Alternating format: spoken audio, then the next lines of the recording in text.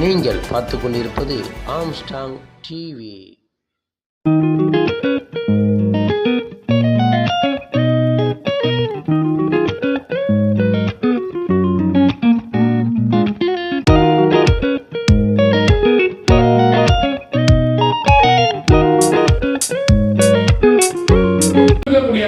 Download பண்ணிக்கிட்டு உங்க வீட்டுல படிச்சவங்க இருக்காங்க, பிள்ளைங்க இருக்காங்க, தம்பிங்க இருக்கானுங்க, அவங்க கிட்ட சொல்லி எப்பா இந்த பிரச்சனை இருக்கு, இது எம்எல்ஏ ஆபீஸ் கவனத்துக்கு இதுல போடுங்க அப்படின்னு சொன்னா இமீடியட்டா வரும், நடக்கும்.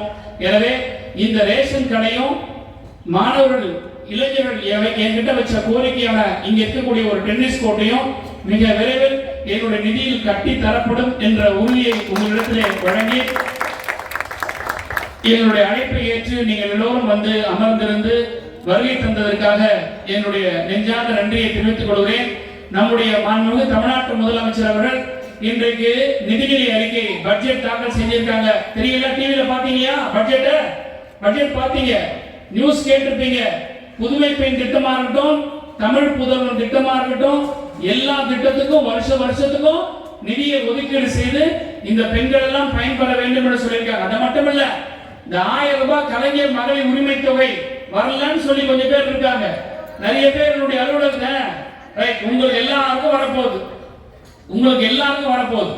அது எப்படி வரும்னா, மறுபடியும் முகாம் நடத்த போறாங்க, உங்களுக்கான ஆப்பர்ச்சுனிட்டி கொடுக்க போறாங்க.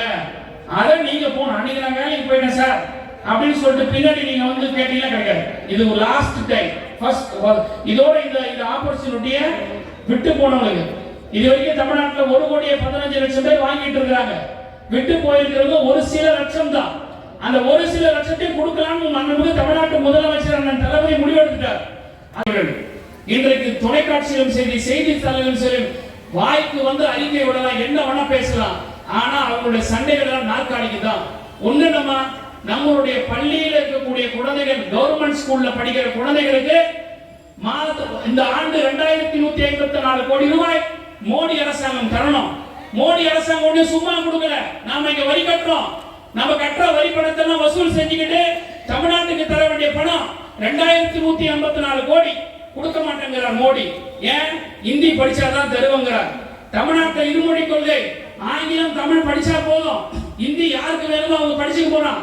ஆனா நீ இந்தி படிச்சாதான் நான் தருவனும் போது நம்முடைய தலைவர் அண்ணன் முதலமைச்சர் அண்ணன் தளபதி அவர்கள், நீ இந்தி என்ன கட்டாயம் படிக்க வைக்கிறது, அதுக்காக நீ வந்து 2,000 கோடி ரூபாய் நீ கொடுக்கணும்னா உன் பணம் தேவையில்லை, அது நானே கொடுக்குறேன்னு சொல்லி இந்த பட்ஜெட்ல அறிவிச்சிருக்கோம். ஒரு குடும்பத்தை நடத்துறதே எவ்வளவு சிரமம்னு உங்களுக்கு எல்லாம் தெரியும். வரக்கூடிய வருவாயை வச்சு நம்ம குடும்பத்தை நடத்தணும். உங்க வீட்டுக்காரர் அவருக்கு வாங்குற சம்பளத்தை முழுமையா கொண்டாந்து கொடுத்தாதான் குடும்பம் நடத்த முடியும். இப்ப நீங்க மோடியை நீங்க ஹஸ்பண்ட் லெவலுக்கு வச்சுக்கீங்க, தமிழ்நாடு கவர்மெண்ட் நீங்க நினைச்சுக்கீங்க. உங்க வீட்டுக்காரரு சம்பாதிக்கிற பணம் 10,000 வச்சுக்கீங்க. அந்த 10,000 கொண்டாந்து கொடுத்தா தானே குடும்பம் நடத்த முடியும். ஏன்னா மாசம் பூரா நீங்க கணக்கு போட்டு வச்சிருக்கீங்க. ஆனா அந்த மோடி நமக்கு கொடுக்க வேண்டிய 10,000 கொடுக்காம வெறும் 2,000 கொடுத்து 8,000 ஏமாத்தலாம். எப்படி நீங்க குடும்பம் நடத்துவீங்க? முதலமைச்சர் எப்படி வரணும் சொல்லுங்க. பல்லாண்டு வாழணும். தலைவர் மு க ஸ்டாலின், தலைவர் மு க ஸ்டாலின். நன்றி.